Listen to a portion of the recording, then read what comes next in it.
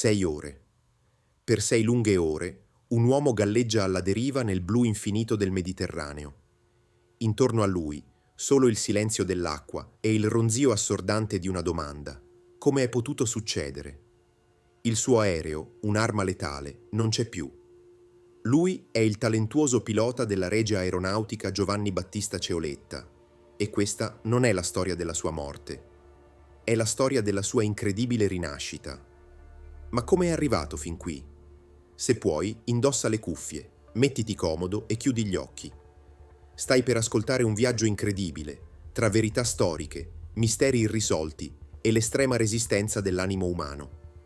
Cominciamo. Nel turbine della Seconda Guerra Mondiale, i cieli erano un'arena spietata. In questo teatro di duelli mortali, alcuni nomi risuonavano con un'eco particolare. Non erano necessariamente gli assi con il maggior numero di vittorie, ma uomini la cui abilità nel dominare le loro macchine da guerra diventava leggenda. Uno di questi nomi era Giovanni Battista Ceoletta. Per gli amici e i commilitoni era semplicemente Ceo. Nato ad Avesa nel 1916, Ceoletta aveva un carisma magnetico e un talento per il volo che sembrava quasi un dono. Fin da giovane, quando ottenne il brevetto civile a Boscomantico, fu chiaro che il suo posto era tra le nuvole. Non si accontentava di volare.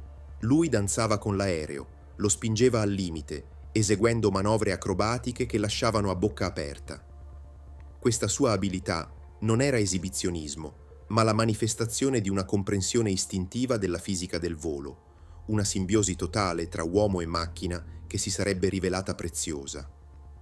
Quando l'Italia entrò in guerra, nel 1940, il talento di Ceoletta lo portò dritto in un'unità d'élite della Regia Aeronautica, il quarto stormocaccia, noto con il prestigioso soprannome di quelli del cavallino rampante. Basato a Gorizia, il quarto stormo era la punta di diamante dell'aviazione italiana e farne parte era un onore per pochi. Qui, Ceo si trovò ai comandi dei più moderni caccia, prima il Macchi C-200 Saetta e poi il più performante Macchi C-202 Folgore, un aereo elegante e letale che poteva battersi con i temibili Spitfire britannici. Il suo campo di battaglia era il Mediterraneo, un'immensa scacchiera blu che si estendeva dal Nord Africa a Malta. Era una guerra di logoramento, combattuta per il controllo di rotte vitali. La vita era appesa a un filo, dipendeva dalla velocità dei riflessi e dalla freddezza dei nervi. Ceoletta si distinse in questo ambiente brutale, combattendo nei cieli della Tripolitania, dell'Egitto e della Sicilia. La sua reputazione crebbe. Era un pilota audace, un leader capace e un compagno di volo affidabile, un uomo che sapeva quando spingere e quando la prudenza era la scelta migliore per tornare a combattere. Nel 1942 la guerra aerea nel Mediterraneo raggiunse il suo apice. Per un pilota come Ceoletta, ogni decollo era una chiamata verso l'ignoto. Ed è in uno di questi giorni, sotto il sole implacabile del Mediterraneo, che una missione di routine si trasformò nell'inizio della sua leggenda, un capitolo scritto non con l'inchiostro, ma con l'acqua salata e una disperata volontà di vivere. 20 aprile del 1942. L'aria nella cabina di pilotaggio del Macchi C-202 Folgore era densa, non di tensione per un combattimento imminente, ma della concentrazione di una normale missione di pattugliamento. Sotto di lui, il Mediterraneo. Il rombo del motore era una musica costante. Ma quel giorno la minaccia non arrivò dal mirino di un nemico. Arrivò da un punto cieco. Durante la missione, in una manovra tragica e imprevedibile, il Macchi di Ceoletta entrò in collisione con un altro caccia italiano, quello del sergente maggiore Faliero Guiducci. In una frazione di secondo, il cielo amico si trasformò in una scena di caos. L'impatto fu devastante. Il suo aereo, mortalmente ferito, divenne ingovernabile. Non c'era un nemico da maledire, solo la fredda e crudele sfortuna. Il suo magnifico caccia era ora una bara d'acciaio che precipitava verso il mare. Non c'era tempo per la paura, solo per l'addestramento.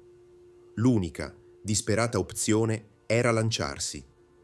inviò una breve comunicazione radio segnalando l'accaduto e la posizione approssimativa, una piccola speranza lanciata nell'etere. Poi si abbandonò al vuoto. Atterrare con il paracadute in mare aperto è solo l'inizio del problema.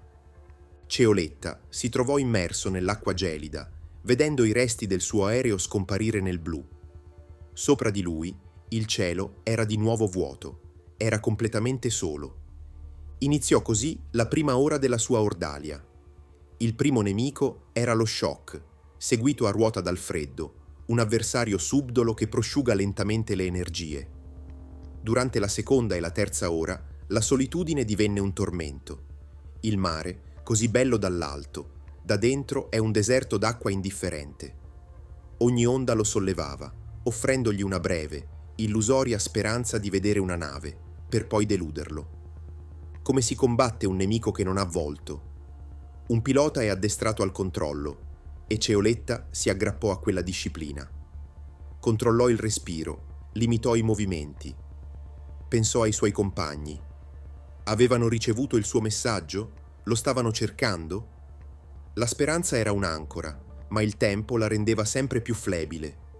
Le ore quarta e quinta portarono la disperazione. Il sole gli bruciava il viso, la sete era un'agonia. Il suo corpo stava cedendo, la sua mente iniziò a vagare.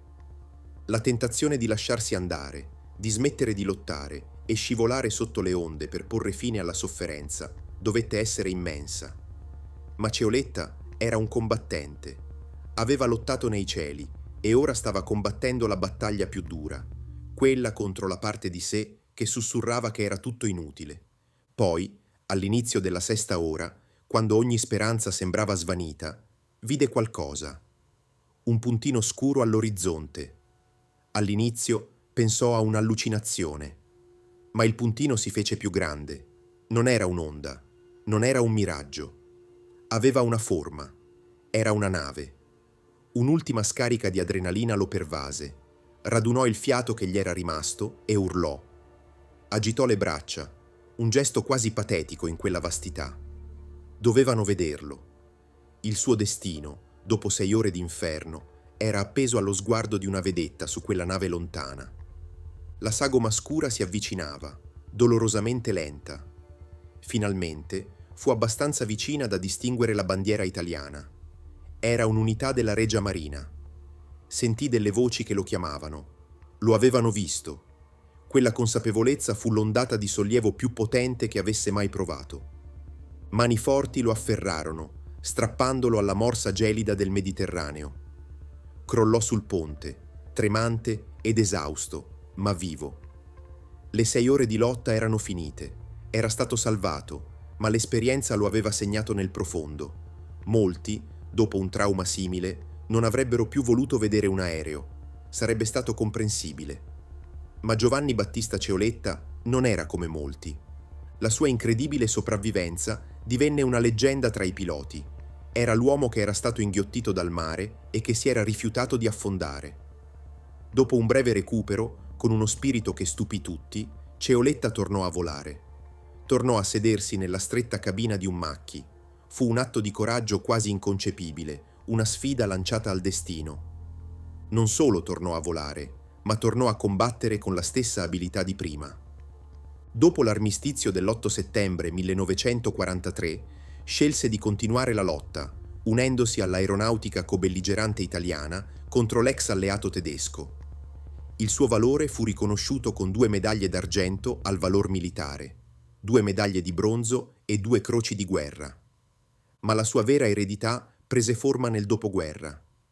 Mentre l'Italia si ricostruiva, Ceoletta fu una figura centrale nella rinascita dell'aeronautica militare. La sua passione per il volo acrobatico trovò la sua massima espressione. Negli anni 50 fu uno dei pionieri e capo formazione della prima pattuglia acrobatica del dopoguerra del Quarto Stormo, quella del Cavallino Rampante, che volava con i nuovi jet The Havilland Vampire. Divenne poi consulente e solista per un'altra celebre pattuglia, i Diavoli Rossi. Quelle esibizioni erano il simbolo di un'Italia che si rialzava. Ceoletta, con la sua abilità, ispirò una nuova generazione di piloti, ponendo le basi per la tradizione di eccellenza che che un giorno avrebbe portato alla nascita delle Frecce Tricolori. Se ti piacciono queste storie di coraggio e determinazione e vuoi aiutarmi a raccontarne altre, iscriviti al canale e lascia un like. La tua passione è il carburante che fa volare questo progetto. La storia di Giovanni Battista Ceoletta è più di un semplice racconto di guerra. È una testimonianza incredibile della resistenza dello spirito umano. La sua lotta di 6 ore nel Mediterraneo non fu solo una battaglia per la sopravvivenza, ma la vittoria della volontà contro la disperazione. La sua vita ci ricorda che anche quando si è soli, abbattuti e alla deriva, la forza interiore può trasformare un inferno blu nella culla di una leggenda.